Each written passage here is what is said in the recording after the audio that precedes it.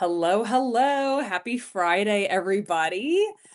I am here with a very special guest. I apologize for having to reschedule. I got sick for the third time in 2 months with a stomach bug, and my guest knows all about that. We were talking about that before we got on today. But I wanted to just share a little bit about expanding your brilliance. So we have the book here in the background. So excited for all of our authors. Jackie's got her copy over there. And if you have not gotten this book yet, I highly, highly recommend checking this out. These women really poured their heart and soul into digging deep, to sharing very vulnerably about a lot of the things that we as moms in business struggle with, the things that we can celebrate together. And so this is really very special. So definitely check this out.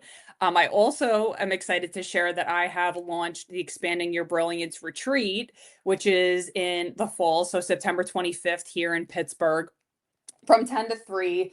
And this is really for the woman that knows that you're meant for more, for the person that, I had written this post the other day, like the opposite of expansion is not contraction in my mind. It's like that comfortability of like the status quo and going through the motions.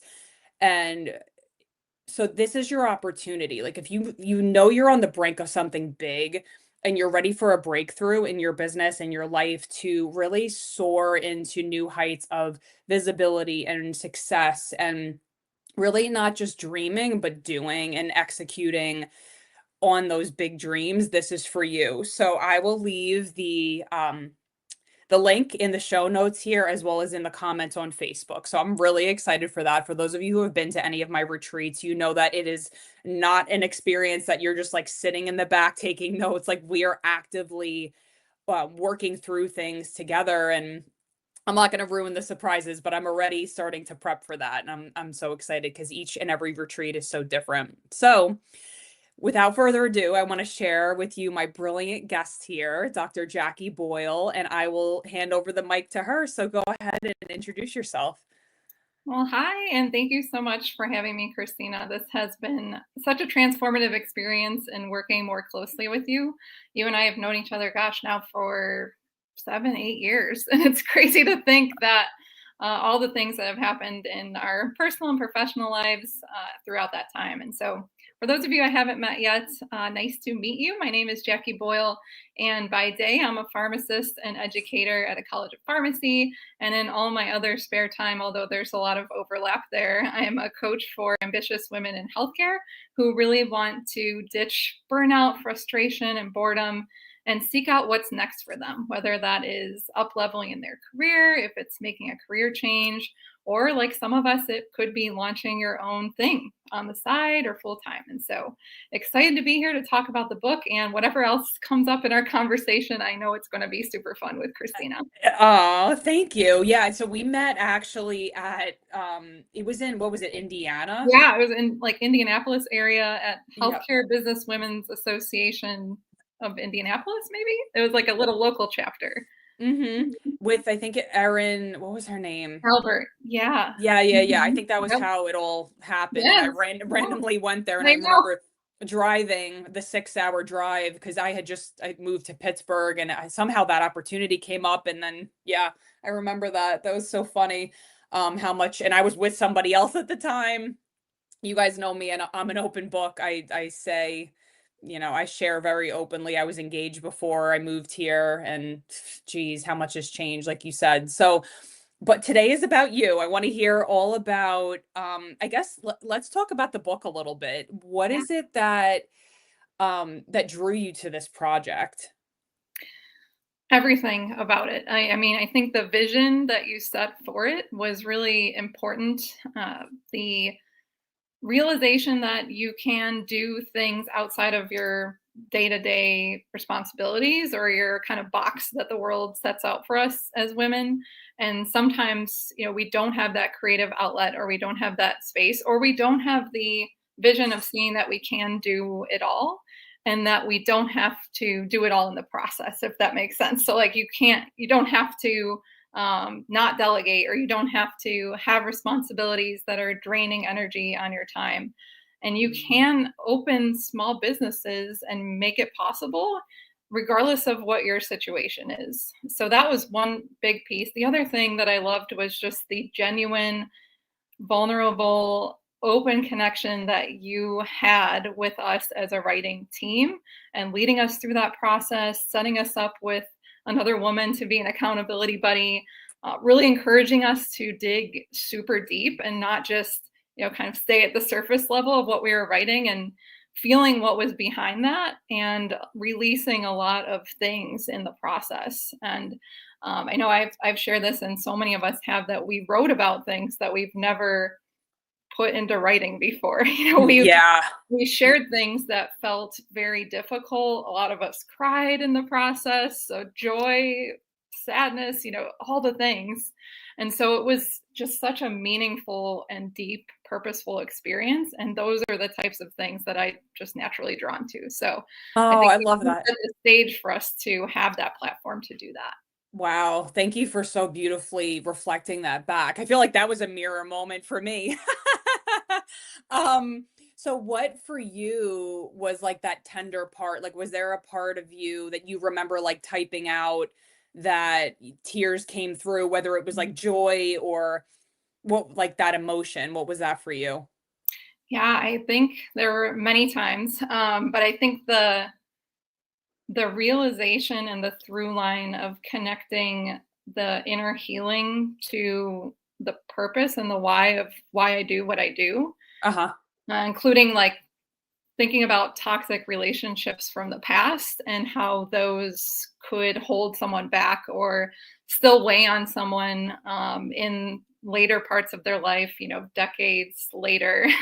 And really Yeah. seeing that healing those processes can really be helpful, not only from within, but also for future generations to come, like our own kids, those communities that were impacting other women that are reading this book and maybe saying, oh gosh, you said something, any of our authors, that resonated with me so deeply. Like, are you reading my notes from my therapy?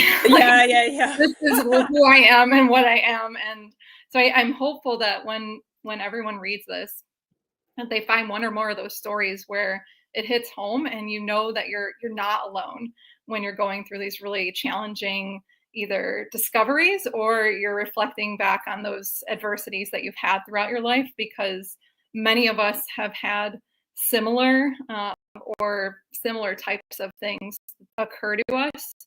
And the more we can share and be in that community together, I think the more that we feel that strength collectively to say, okay, we are strong, we are resilient, we can do a lot of things. And knowing that, like, running a business is easier, right? Yeah. Like, in the grand scheme of problems and challenges in our life, Yeah. like that stuff, yeah, it's definitely difficult, but you've probably been through a lot more challenging That's things what I in your life. say to people, like, even Erin Thompson, like, I'm interviewing her on Monday. I look at Yeah. her and I'm like, "You've done so much." Mhm. All of the struggles, like, I think she had shared very openly in the book, she had a period of 3 years in her life where she got diagnosed with MS, her dad had passed away, and she was, like, trying to breastfeed and all these things and working full time. I'm like, "You've been through so much." Like, having your business, like, that to me, or even being sleep deprived, like, that to me is the hardest thing ever. Like, that felt like Mhm. torture. So I can do anything Yep, else in my business. Like, it really stretches your capacity. absolutely. So I love that you shared that. So what for you is your why? Let's dig into that a Yeah. little bit. Um, in the book, I talk a lot about my daughters, and one of them might pop in, so I apologize That's if I hey, do. don't apologize. Um, Yeah. but Welcome. She's really, welcome. once I think once you have kids, everything changes, and your worldview and perspective. You have a new purpose in life, and it's really to serve and give to them at the highest level possible. And so, for me, I show them what's possible, and that things can be really hard, but Yes. they can also be really rewarding, and they can be really fulfilling if you continue to follow the things that pull you and at your heartstrings and the callings that you have, those little whispers that come to you, when you're daydreaming at work or when you happen at downtime, if you do have it. And for me, and specific to our profession and healthcare, I think what has consistently drawn me to helping women, specifically those in leadership, is that I see us either being, in that place where we're getting to the point of burnout and then saying, okay, this is unsustainable, I can't do it anymore, and opting out of opportunities or just staying in that place where you're stuck and you're feeling terrible. Or we're opting out of different opportunities early because we see that the only folks who are burnout. I'm like, that can't be the case. Like, we need women to be represented everywhere in our healthcare environment. And if we don't, then we're not going to have good decisions being made. We're not going to have organizations that are thriving if we don't have all genders represented everywhere. So if we can move the needle on that by changing the system, but also transforming the people in the system to take back control and say, okay, I don't have to accept this. I don't have to stay quiet and not advocate for myself. I don't have to sit in my 9 to 5 and realize that I could be opening a small business to give me more flexibility and freedom. And so I think if I can change, like you, Christina, like if we can impact folks one by one or collectively, then we will slowly change the system that we're in. And I think that's the power of groups. Like as I'm hearing you talk, it's like, and I so see you doing some, like, I don't know if it's retreats or like speaking to big groups. I think that is the ripple effect. Like that's my why, is as corny as it sounds. It's like, be the change you wish to see. It's like, okay, well, I hope that when people see me, I hope that they see more of God. I hope that they see their own potential, what's possible for them. And I think that's why, like, I'm showing up the way that I am. And I know that you are such a light for your community, because that's why we do what we do, to impact and influence other people on a bigger scale. So I'm going to reflect back to you. Here's your mirror moment. Like, that's what I see for you, is a big impact, like growing your impact even more. Oh, thanks. I mean, I think a rising tide really raises, all ships. And I refer to that in my day job, my outside of day job as well, that if we work together rather than trying to independently move, then the impact's going to just be even bigger. David Hawkins actually has that quote. I had that somewhere. So I love that you said that. I'm gonna have to send that to you afterwards. But it's really, it's elevating consciousness Mm-hmm. at the deepest level. And so yeah, I could nerd out on this topic all Yes. day. But so tell me, what else is exciting for you right now, for the rest of 20? So, geez, we're in June. Like, what is it that like lights up your heart? You said something a few minutes ago about like pulling at your heartstrings. What are those things that are exciting for you? Oh, yeah, there's a lot of exciting things, and I think my challenge is always curbing down the things so that Yeah. I'm not trying to do everything and doing none of the things well. And so I do have a beta group coaching launching in July, which is really exciting. I did group coaching in the past and had gotten away from it for a bit as I started my own business. And Uh-huh. I've been feeling like I want to get back into that. And so I have a small group starting in July, probably the week of July 21st or 28th, depending on when we organize the schedules. But I'm excited to help those women gain some clarity on what's next for them in their career. No matter what it is, I want to help them figure it out and gain the tools and the resources to do it in a way that's calm, that's peaceful, that's not like, oh gosh, I don't even have time to do one more thing in the day. How could I possibly, Mm. add another worksheet or a video or whatever the thing is. So that's really exciting. Also working on developing an executive coaching program for women in leadership that is hopefully going to be different than anything that's out there. And so I've got a lot of interviews lined up with potential ideal clients to say, like, okay, what do you need out of an Right. executive coaching program? Yeah. I've done executive coaching myself. I thought it was amazing, but I want it to be relatable, authentic, not kind of like hoity-toity, so to speak, and really meet women where they're at, whether they're stepping into their first admin role or they're making a pivot to another place in that ladder to serve them at a high level. And so I'm hoping to have that program done by the end of the calendar year so that we can get it all launched by Do the you do beginning you of have a name for these? Because I always feel like names of programs kind of set the stage for the energy that's gonna be in them. Not yet. I wish I had one to share. I actually meet with my coach this afternoon to keep digging into it. So not yet, but when I do, I will definitely put it out into the world. Yeah, that's super exciting. I wanted to reflect something that stood out when you were talking before about like advocating for Mm, yourself, because that's something that I think when you feel worthy, like I'm thinking of my one client specifically, and her and I were working on a lot of like the inner healing that leads to mm, the outer expression and advancement, right? Of our dreams and desires and being able to go and move towards that. And I feel like you probably do similar things, right, around like worthiness, because you have to feel worthy to speak up, to advocate for yourself, to get that raise, to get the whatever next step. So I would love to hear a little bit about that. Yeah, I think the self work, the inner work is so vitally important to start. And then it's having the tools and resources and courage to just simply speak up. I think so many times when I talk with women about what's going on and the frustrations they're having or the burnout feelings or the boredom, etc., like they haven't told anyone that any of Mm. this is happening. And I'm like, well, people can't read your mind, like that at a I base. love how you bring out boredom because, like, you hear the different pain points, but, like, Yeah. that is a big one. Oh, Like, yeah, you're you just just not feel kind of fulfilled. stuck where they are. They don't see a path to anything next that seems exciting. But they Yeah. haven't shared any of the feelings with anyone. And, as a manager myself, if one of my reports shared something with me, I'm going to figure out a way to help them with that.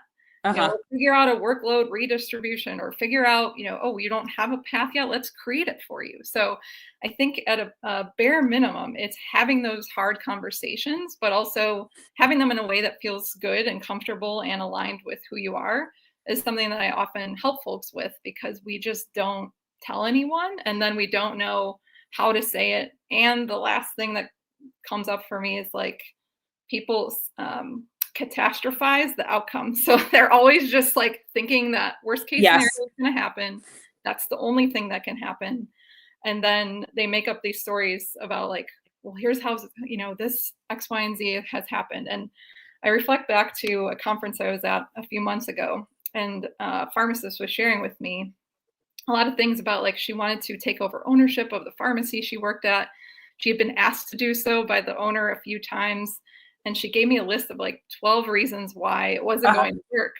And she had worked there for 10, 12 years. And I'm like, have you ever considered like the opposite of this? Like, what if it all works out? And what if the pharmacy is, a thriving business? And what if, I was Yeah. talking about the other end, and she's like, I have never even thought, never Yeah. even stopped to consider the opposite. And I'm like, you haven't even let yourself dream. You've never even considered that thought. So I think those are some of the big things that I see a lot. Yep. And, those blocks that we kind of put up for ourselves unintentionally or intentionally to, like you mentioned earlier, like stay in a comfort zone that is very safe. Mhm. Yeah, and what was I just gonna say about like so I was gonna say too, in terms of, just like the social proof of being able to advocate and ask for yourself, like, I cannot tell you, everybody watching, how many times I have asked for things that I don't care if they say yes or no, like, I'm going for it, and a lot of times it'll be a yes. Like, Hmm. and there's been times where I've followed up with, like, different opportunities, even speaking opportunities, and I don't hear back. Maybe I'll follow up one more time, and then they're like, "Yes, we wanna have you come speak." And it's in that perseverance, and you and I were talking about this before, like, with the TED Talk. I am not giving up. Like, I don't care how many freaking times I get told a no. God put in me this determined spirit, And I hope that this transmits to everybody watching. Don't give up. As corny as that sounds, because if something is meant for you, it's going to happen. And, even if we're not seeing the physical, tangible results, you're planting seeds with your energy every single day, with every post, with every conversation, whatever your desire is. If it's in your heart, it's meant for you. And so don't give up just because you're not seeing the physical evidence. That's a test of faith. And entrepreneurship to me is very much a faith walk. Like, I talk to God every day and I'm like, I pray, and I put this out the other, like, a couple weeks ago, like, please send me the people that I can help. And without fail, it's like new people come in out of the woodwork, and it's because I have that faith and that strong relationship that things do come to fruition. So it's funny how, like, each conversation with this series turns out so different, but, like, I want people to know, if it's in your heart, go for it. And you, like Jackie talked about before, like, listen to the whisper, listen to those nudges that are pulling you to something, because even if you have all the fears that are coming up, like, that's your mind trying to protect you. But, like, what if it does work out in the best possible way, and, like, the universe surprises you, God surprises you, and it does work out. So I want to hear your thoughts on that. Oh, I absolutely love that. It made me think of something one of my coaches said once, that, the only way these things don't work out is if you just quit. And, like, if you Yeah. just stop. And I think sometimes, especially in pharmacy or maybe within other healthcare professions as well, we're very much so tied to the outcome of whatever the thing is. Like, we're Yeah. like, Yeah. if it doesn't work out like this, then it doesn't work out. But uh, enjoying the process and the experiments and the failures that come along the way, and saying, Yeah. okay, I know these 100 applications didn't work out, but the 101st was the right one for me. We dismiss all of that in between of, like, but look how far you've come since 3 months ago, 3 years ago, 10 years ago. And really reflecting on that is something I think we're very quick to dismiss. Like, okay, got my doctor of pharmacy, what's next? What is the next thing I need to do? It's like, you just went through one of the most rigorous training programs that you can do in the educational system ever, right? So I don't know if it's a pharmacist specific thing, but it seems that we get tied to that achievement mindset of, like, oh, I know I must do X, Y, and Z thing, and it has to be perfect. And that's probably a whole other soapbox for another entire That's profession another conditions podcast us episode. to do Yeah. this. But that kind of reminded me of some of those thoughts. Yeah. Yeah. So how can people connect with you before Yeah, we close so out you here? can find me. I'm most active on LinkedIn, so you can find me at Jackie Boyle there. I also have a website, but you can check it out, JackieBoyleCoaching.com. I'm just on LinkedIn a lot, so happy to connect there, or any other social media platform at Jackie Boyle Coaching. I have to check out your website, because I don't think I've ever like gone and intentionally looked. I'm gonna do that after we pop off here. Because I am curious about some of the other things that you're doing, and you are a speaker as well. I want to highlight that. Didn't you just speak? What was it? NCPA? Was it? Yeah, yeah. Tell me. Yeah, it's so great that, my faculty role, I love it so much because I can do a lot of the things I love to do there. And speaking and getting to conferences is just such a great thing that's incorporated into our roles. And it's so energizing. I'm like you, maybe Christina, extrovert. Yep. We're kind of rare in the profession. And I know for me, like, going out to a conference is the best thing ever. Like, Uh-huh. speaking or not speaking, but, like, connecting with people and talking to them face to face, there's little that can replace that feeling of energy. So, yeah, very excited to be a part of that kind of speaking community. And someday, I've applied to only a couple of TED Talks so far, but that's on my bucket list too. Yeah. From your lips to God's ears. Yeah, someday. Yeah, well, so to close out, like, yeah, I had posted this in my Expanding Your Brilliance community. I got rejected from one of the one in Connecticut or something. And it was like, oh, 500 people applied and we only had 8 spots. I'm like, are you kidding me? That percentage is like Yeah, Ivy League yeah. to get into these. So Yeah, yeah, I don't know. We're just gonna keep praying for both of us. Yeah.